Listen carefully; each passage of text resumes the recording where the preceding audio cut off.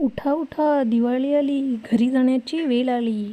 Finally मी घरी जाणार आहे. पोलिओचा कॅम्प संपलेला आहे, पोलिओचा सर्वे झालेला आहे आणि तिसऱ्या दिवशी मी झालेली आजारी आहे. सो आई मला घेऊन चाललेली आहे घरी. बोलली नको रोज इथे एकटी. सुबह के 9 बजे हम लोग निकल गए. 11:30 की बस का रिजर्वेशन था मगर बस हो गई लेट तो 12:30 बजे. अभी 12:45 बजा है तब भी हम लोग पुणे में ही हैं. और कितनी धूप गाइस.